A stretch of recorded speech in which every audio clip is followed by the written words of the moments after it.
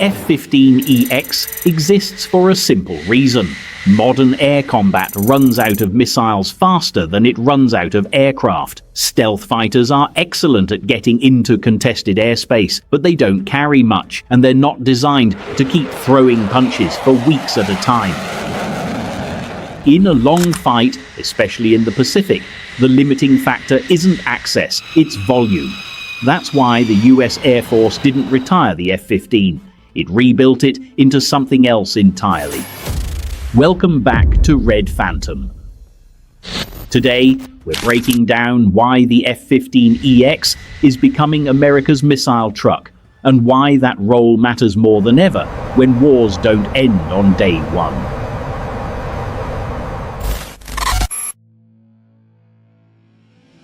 Fifth-generation fighters are optimized for penetration, not volume. An F-35A, when flying in a low observable configuration, typically carries 4 AIM-120 air-to-air missiles internally. In certain configurations, this can rise to 6, but only with trade-offs. External carriage increases payload, but significantly degrades stealth. This creates a hard limitation. In Pacific wargame modeling conducted by CSIS, missile inventories are often depleted within days, not weeks, well before aircraft losses become decisive. In other words, modern air combat is increasingly constrained not by aircraft performance, but by how many weapons can be delivered per sortie. Stealth excels at the opening strike. It does not solve the sustainment problem.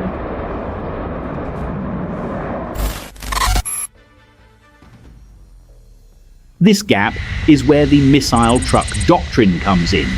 Instead of asking every fighter to be stealthy, fast and heavily armed, modern doctrine increasingly separates sensing from shooting. In this model, stealth aircraft move forward to detect and classify targets. ISR platforms, satellites and networks provide targeting data. Missile trucks stay back, protected by distance and support assets, and deliver large volumes of fire. This is less Top Gun and more supply chain management.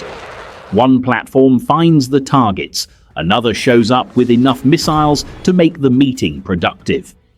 US Air Force studies describe this approach as a response to the magazine depth problem, where the side that runs out of missiles first loses operational momentum, even if its aircraft remain intact. If this were a tech company, the stealth jet would be Bill Gates writing the code. The missile truck would be the data center keeping the lights on. The missile truck is not meant to replace stealth. It exists to feed it and keep the fight going after the first wave.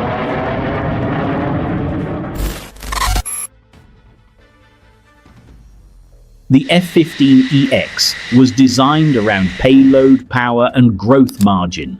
In standard configurations, it can carry 12 air-to-air missiles. With advanced weapon racks and future integration, that number could rise to up to 22 missiles, more than any other US fighter in service. By comparison, even in external loadouts, stealth fighters rarely approach that volume without sacrificing their defining advantage. The F-15EX also generates significantly more electrical power than legacy fighters. Estimates place it at nearly twice the power generation capacity of older F-15 variants. This supports large AESA radars, advanced electronic warfare systems, future long-range and hypersonic weapons. Add to that open mission systems, which allow software and hardware upgrades without redesigning the aircraft, and the F-15EX becomes less a legacy fighter and more a flexible weapons platform.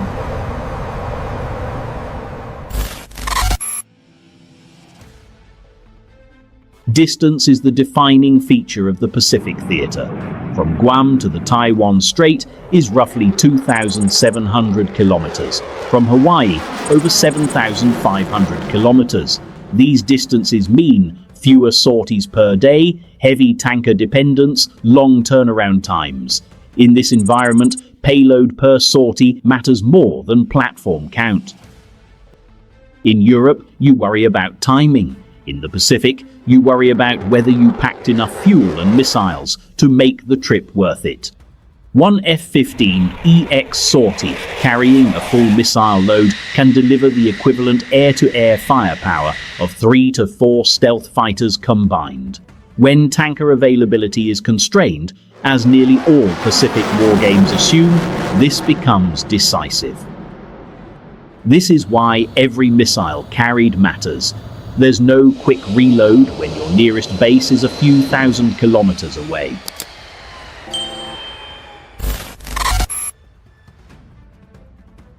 A common criticism is simple.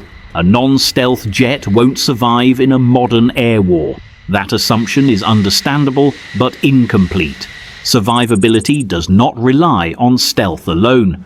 It depends on where an aircraft operates, how it is supported, and which threats it is actually exposed to. The F-15EX Eagle II is not designed to penetrate the densest layers of integrated air defenses. That mission belongs to stealth aircraft. Instead, the F-15EX is built to operate outside the most heavily defended zones, where it can still influence the fight without placing itself inside the highest risk envelopes. At that point, the goal isn't to prove how brave the aircraft is, it's to avoid giving the enemy a clean shot in the first place. If you're close enough that stealth is the only thing keeping you alive, something upstream has already gone wrong. From those positions, the aircraft launches long-range weapons such as the AIM-120D, which has an estimated engagement range exceeding 100 kilometers under favorable conditions, allowing targets to be engaged without closing to visual or short-range distances. Just as important, the F-15EX is not meant to fight alone. It operates as part of a layered system that includes forward stealth aircraft pushing deeper into contested airspace to detect, track, and cue targets. Electronic warfare platforms degrading enemy radar, communications, and missile guidance. Distance, altitude, and speed reducing exposure time and complicating engagement geometry. In practical terms, this means the F-15EX does not need to be invisible. It needs to be far enough away, fast enough, and supported enough that engaging it becomes costly and uncertain. This mirrors how large non-stealth aircraft have been employed for decades. Airborne early warning aircraft, tankers, and command platforms survive not by stealth but by standoff distance, escorts, and control of airspace. The F-15EX applies the same logic, with teeth. There is also a capacity argument. Because the F-15EX can carry significantly more missiles than stealth fighters, it can engage multiple targets from a single position, reducing the need for repeated exposure or constant repositioning. Fewer launches to achieve the same effect translate into lower cumulative risk over time. In other words, survivability is not about being untouchable. It's about managing risk over time. The F-15EX survives by positioning, not invisibility. Stealth opens doors. Distance keeps you alive.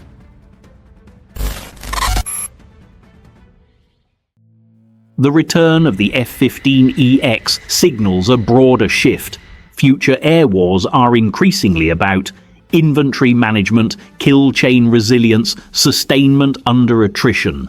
US Air Force leadership has repeatedly stated that future dominance depends on systems of systems, not individual aircraft performance. In that context, an aircraft that can carry more weapons, integrate faster upgrades, and keep fighting after day one is not outdated. It's essential.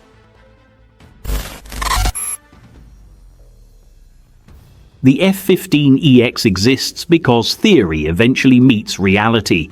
Stealth can win the first engagement, but wars are decided by what happens after the first magazines are empty. In long conflicts, volume matters, endurance matters, and the ability to keep launching missiles matters more than how invisible you were on day one. That's why the US Air Force didn't retire the F-15.